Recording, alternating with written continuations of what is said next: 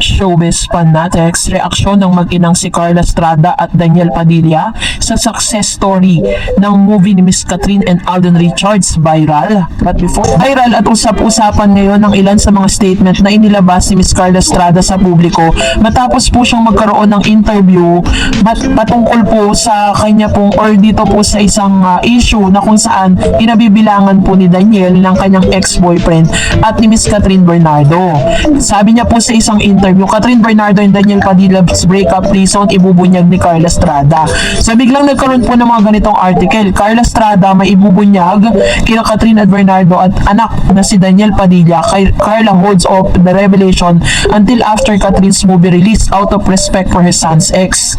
So TV host actress Carla Estrada has hinted that she has something significant to reveal regarding her son Daniel Padilla and his longtime on-screen and off-screen partner Catherine Bernardo. However, she has chosen to hold off on the revelation, opting to wait until Catherine's current film project is completed.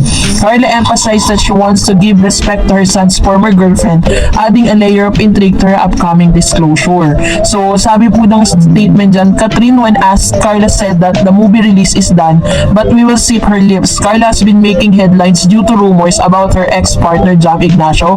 Reports have surfaced that Jam is now engaged to his new partner Jelly.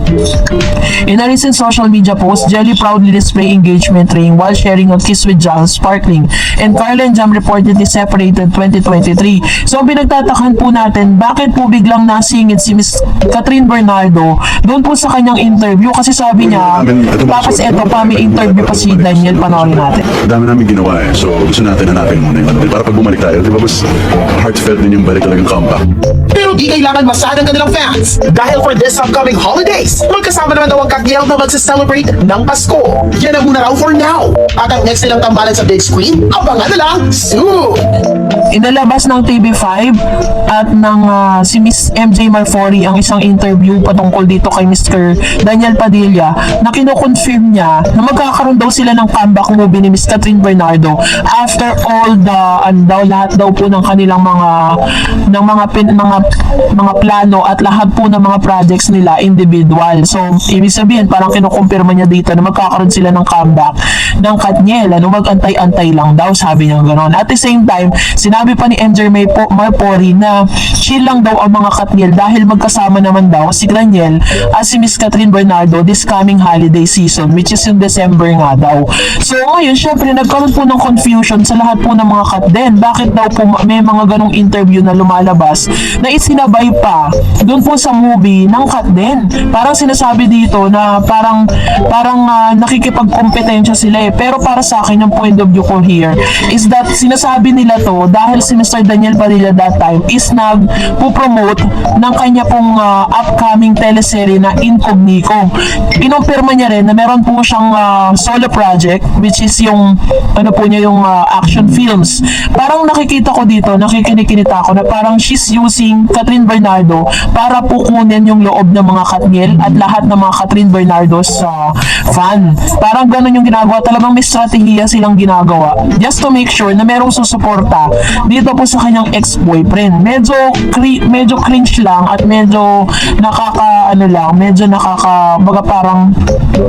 parang medyo alanganin po yung mga statement. Parang may something fishy, that's the right term. Doon po sa mga ginagawa nilang pagpo-promote ng kanilang mga proyekto.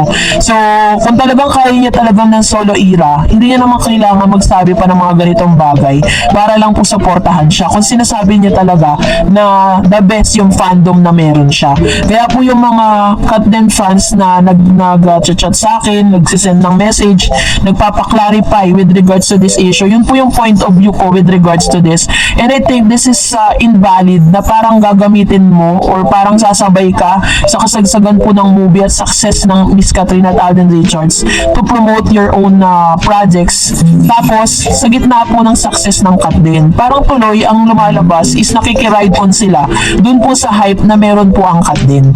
So, kung ano man po yung mga lumalabas na yan, let's wait and see, no? Si Catherine Bernardo pa rin naman ang magde-decide at the end of the day, dahil sarili niyang buhay yan, sarili niyang desisyon yan, kung ano yung magpapasaya sa kanya, yun ang gagawin niya. Dahil wala naman tayong say sa magiging desisyon niya. Hello guys, this is a call for all the spoilers of Hello Love Again movie. Dahil talamak ngayon sa lahat ng social media platform ang pag-i-spoil, no? Dun po sa mga clips ng Hello Love Again. May mga nakikita po tayo na almost sa millions na po yung views kung saan kinuha nila yung ilan sa mga intimate scene na meron po ang Hello Love Again. So, this is a warning to all of us, lalo-lalo na po sa lahat ng mga Katden fans and Katden followers. So, please don't share the videos. If ever po na makakita kayo niyan, pwede po ninyong i-report yung profile para po matigil. Kasi, kawawa naman po yung mga nagpa-reserve na ng mga tickets na parang nai-spoil po natin yung excitement na mapanood at masaksihan natin yung pinaghirapan, yung 5 years in the making na hinintay ng Katden fans, ng mga fans po ni Catherine at ni Alden Richards to watch this movie. Tapos sa isang iglap, bigla na lang ipopost po sa social media. And of course, kawawa din naman po yung mga artista na nag-sacrifice para po mapaganda at talagang ibigay yung pinaka-best nilang movie, no?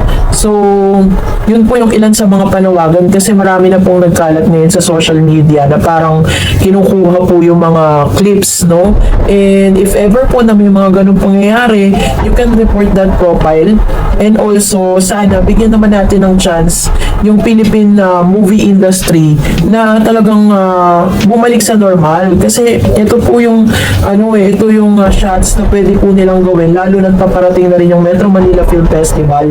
Sana po, no, lahat po ng mga Katden followers and Katden fans maging reunited or maging united po tayo with this kind of situation. Lalo na ngayon, ang dami na po talaga talamak na, lalo na po sa TikTok, sa Facebook, halos lahat na po talaga, ang dami pong nagpo-post ng mga videos, ng mga clips, and I don't know paano po nila nakuha yun. Pero I definitely recommend this movie because makikita nyo dito kung gaano kagaling ang actors and actresses. Lahat po sila talagang nag-level up sa pag-acting, especially Miss Catherine Bernardo. Wala talaga ako masasabi sa kanya.